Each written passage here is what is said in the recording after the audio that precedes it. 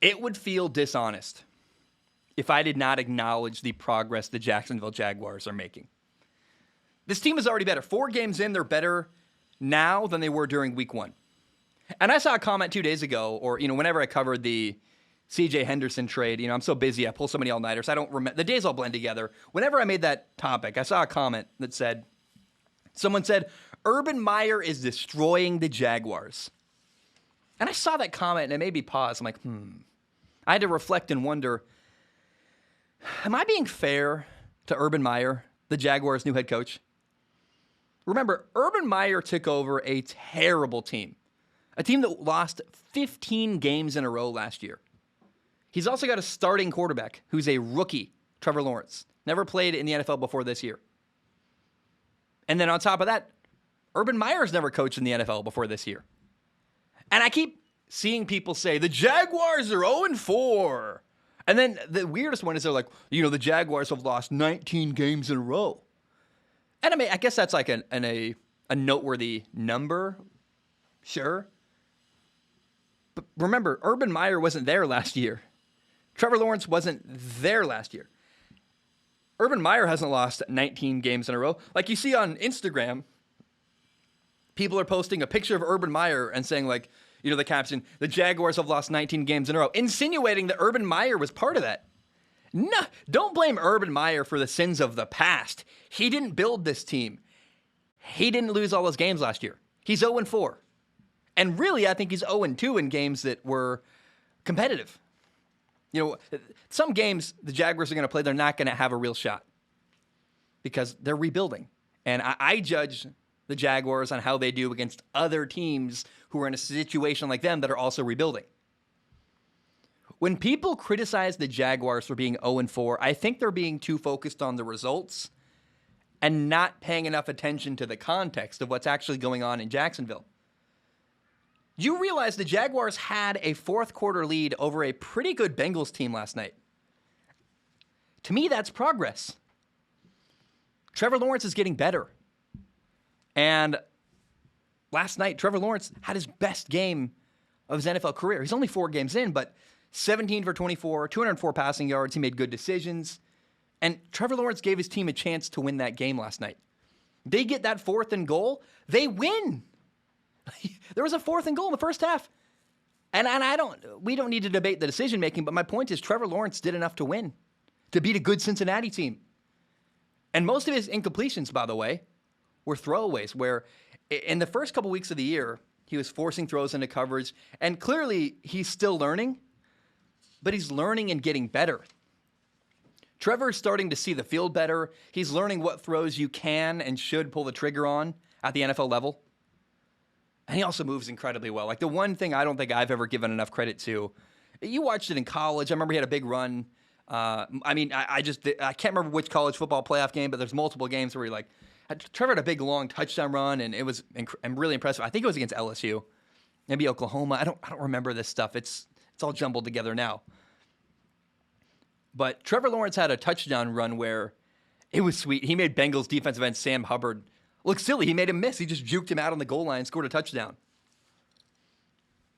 Now, I said 2 things that were like 2 key foundational things in my prediction for the Jacksonville Jaguars this year. I said the number 1 key to this season for the Jaguars is Urban Meyer's ability to develop young players. Can he connect with young players? Can he develop NFL players? Check, he's doing that. There's too many guys making progress and starting to make plays and stepping up for the Jacksonville Jaguars. I'm like, okay, they're making progress. And then the second thing I said was that the Jaguars are rebuilding. I said, let's judge the Jaguars on games against other teams that are rebuilding. If the Jaguars play the Rams tomorrow and get destroyed, of course that's going to happen. You can't punish them and criticize them for losing a game to one of the NFL's best teams. So I look at the Jaguars schedule, and I did this a long time ago. There were 5 games going into this year against other teams that are also rebuilding. Week 1 at Houston, Week 4 at Cincinnati, Week 12 against Atlanta, Week 15, Houston again, and Week 16 at the New York Jets. We're 2 games into those 5 really meaningful, important games for the Jacksonville Jaguars. Here's the progress report. Week 1, the Jaguars lost to a veteran Houston team. David Culley is their head coach. Love him or hate him, he's been in the NFL for years. Of course, he's got a leg up on how the NFL works over Urban Meyer. They've got a bunch of veterans. Brandon Cooks, Tyrod Taylor. I predicted that Houston was going to beat Jacksonville because it was unrealistic to expect them to, in their first ever NFL game, beat a really experienced football team. David Culley's never been a head coach in the NFL, Houston Texans head coach, but he's been an NFL head coach, an NFL assistant in the NFL for years. NFL, I said that too many times in that sentence. That's like, I said NFL like 20,000 times in that sentence. Jesus Christ, figure it out. Yeah, it's experience against youth and rookies, a rookie coach, rookie quarterback against an experienced NFL coach and experienced NFL quarterback. Of course, the Jaguars lost week 1 to Houston. I predicted that. Not a surprise, not a shock, not a big deal to me. Of course they did. Then week 4 at Cincinnati. The Bengals are better than I expected. And yet, it was still competitive. The Jaguars kept it close. In fact, the Jaguars, and you can be mad. Like some people are going to say, well, the Jaguars blew a 4th quarter lead. No, they didn't. It was impressive that they had a 4th quarter lead at all. Give the Bengals some respect. They're 3-1. They're having a great year. The fact that this Jaguars team that was 1-15 last year had a 4th quarter lead. And by the way, it wasn't like they had the lead and lost it. It was back and forth. They scored. The Bengals scored. Then I don't know. In fact, if they get it on 4th down, if they can stop the Bengals, then the Bengals had a great drive where the Bengals had the ball end of the 4th quarter, 5 minutes and 33 seconds left, and they didn't give the ball back. So, like, you can't. Come on, I don't know. So, progress report is, hey, week 4 at Cincinnati was competitive. Week 1 they lost the game I thought they should have lost. You know what I really saw last night? The Jaguars are probably going to beat the Jets week 16. Because going into the year, the question was, how quickly can Urban Meyer learn how things work in the NFL? The NFL and college are very, very different. And all the coaches that Urban Meyer is competing against have spent years in the NFL. They know how things work. They're not learning how stuff works. They're preparing. It's a different process. But Urban Meyer is not an idiot. You don't win multiple national titles in college if you're a bad coach, especially not at both Florida and Ohio State. I know they're blue bloods, but to win national titles at multiple programs is impressive. I don't care who you are. You can't argue that person's a bad coach. And so give Urban Meyer some credit. Like, he can figure this out. He's already making progress. Now, some interesting stuff has happened in Jacksonville. They just traded away their 2020 first-round pick, CJ Henderson. Although, remember, Urban Meyer didn't draft CJ Henderson. He inherited him and is trying to make it work, and did try to make it work. And the more I learn about that trade and about CJ Henderson, the more it sounds like CJ was having problems off the field. And, like, Florida, geographically being there near friends and family, might have been the problem. Like, no matter what you do, Urban Meyer was not going to make that work, I think, with CJ Henderson. So to get a tight end in that trade that is going to help develop your young quarterback, Trevor Lawrence, and make big plays catching the ball, that's a great trade. The more I think about that trade, the more I'm like, man, I made it sound like, and I did. I even predicted, like, this is going to be the CJ Henderson trade, and the Panthers are going to win the trade. Actually, I think the Panthers are saying we have Tommy Tremble, a tight end we like. Dan Arnold is solid, but let's take a shot, roll the dice on a guy, CJ Henderson, who's got clearly a lot of potential, and see if we can help his off-the-field issues and make it work. We fix Sam Darnold. Can we fix CJ Henderson? But Urban Meyer realized I'm not going to be able to fix CJ Henderson because of what's around him in Florida. Let's get something positive out of this interaction and get a tight end who's going to help our young quarterback. I think the trade was actually a home run for Jacksonville, and no one's going to tell you that. No, it's so unpopular to trade away a first-round pick, but you have to give some respect to off-the-field issues and context. I mean, the whole theme of this episode apparently is context. But Urban Meyer inherited a difficult situation with CJ Henderson and turned it into something positive at least. That deserves praise in my opinion. Now, there were some concerns early on. Remember, Urban Meyer made some rookie mistakes. He made the NFLPA mad. He traded Gardner Minshew away after giving him a ton of snaps. I thought that was kind of weird and bizarre.